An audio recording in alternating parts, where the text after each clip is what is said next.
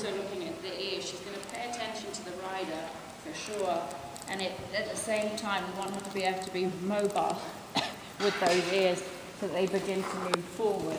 If she can move forward with them, as she's beginning to do, then she's also concentrating on forward and not just what's happening behind her. For me, I need a rider to go forward himself, so not listening to my head carriage, and there's going to be a little more weight on this right side of her little back. She's got her nose at the knee.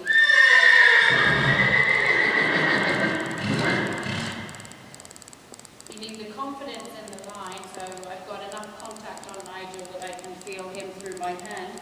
I've got contact a little bit with the legs from the thighs through to the calves and the seat, so I can feel him.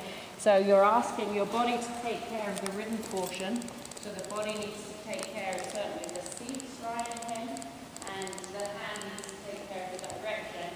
And you can take notice of what you're feeling. This hand needs to be soft, because if I'm too hard with it, Kitkat's going to feel that, she's going to get worried that we're nervous. So this has to be a light hand directing the nose. The nose is by the knee, and therefore we've got about 1.5 feet in the line, just like we would have if we were on the ground. And so if she goes forward too much, we can influence that nose and bring it back. If she's back too far, I can influence the nose and bring her forward. So from the rider's standpoint, I'm also looking at my rider, not just the horse's nose, making sure that her legs are okay off the horse at that time, until jointly we feel comfortable for those feet to touch Kitkat's side. We've got soft hands from Helen, and we fix the one hand on the balance rein. So that's the neck strap that goes on. It helps not really the balance of the rider as much as it does keeping the horse balanced. And it also means that if anything happens, you're not pulling her in the mouth, but you're actually just using the neck rein, and the neck rein can slow the horse down. So they know that from the work we've done with the whole of the horseman's rope, and she'll yield to that. So that keeps her in a good place, keeps her upright, and it means that Helen will just pull that up towards her and she will slow down in theory, and it's a good place to be. It also means that Helen fixes one hand, and so Kitkat's head goes down, she feels the pressure, she reaches it, so she's going to not be able to pull her head all the way down, and the one hand stays loose. If we were riding with Helen loose in the round pen, she'd fix the right hand and the left one would be free. And the reason being, she would be able to influence the speed and direction of the left hand, and hence it's free and not locked.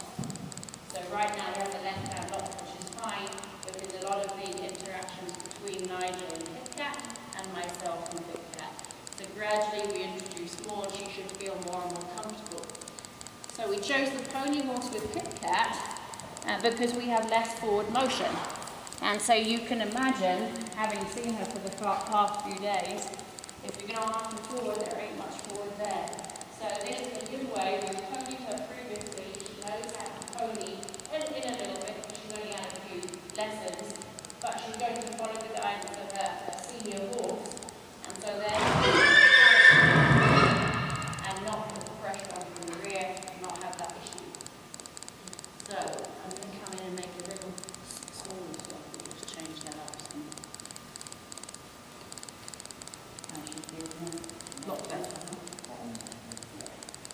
So we make a little small circle, and then with this bend, she can feel the rider in a different position as well. And so what's different between Helen and the dummy? I have a head, not as fat. Other than those obvious things. We're looking at the fact that she will have her own movement. The dummy will go with the movement of the horse, and there will be no resistance from the dummy. And so from the rider, there's going to be a degree of natural resistance, both in the seat or otherwise even in the hand. So Kitkat feels a difference between Helen and the dummy, and also the rhythm, the natural rhythm of the rider. And so building into smaller circles allows her to feel either the leg, but also the seat. She's done really well. Pretty comfy, like we're trying to do this. No, the other way. Let's do it before we can break that. So Helen, with this bend, she can feel the rider in a different position as well. And so what's different between Helen and the dummy? Helen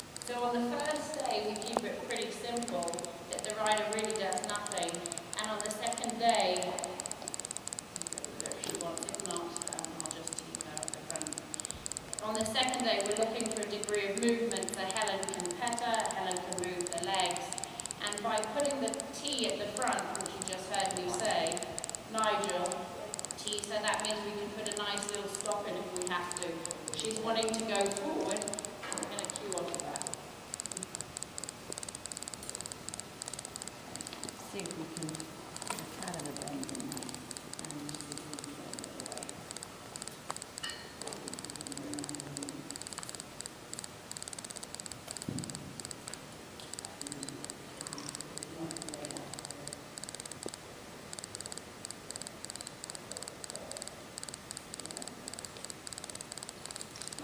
Nigel's having to tread water. Bless his heart. Good water.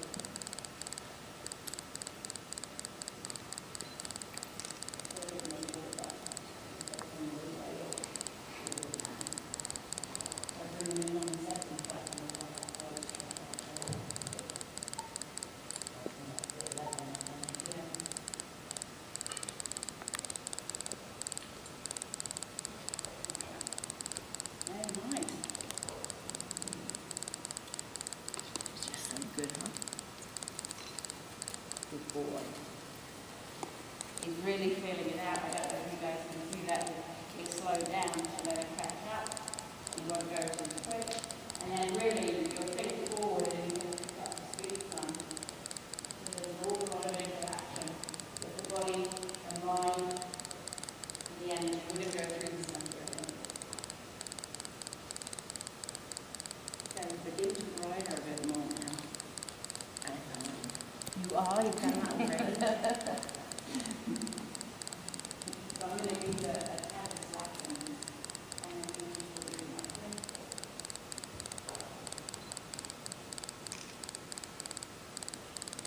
This is another way. She's not getting the cues off of the ground person for the forward motion, but she's going to be able to follow Nigel at the speed, and we're looking for her to interact now with Helen. You're going to see her ears in a position that she's listening. They're not back in anger or upset, they're back to listen. And she now get more of the rider's seat involved and more of the rider's leg. So you're watching her whole demeanor from the eye to the ear position, to her mouth, if it's relaxed or put full, and her skin to see if this is possible so that we don't over-ask, but we get her listening with the left and the right of the reins, as well as the seat, obviously the hand and the legs.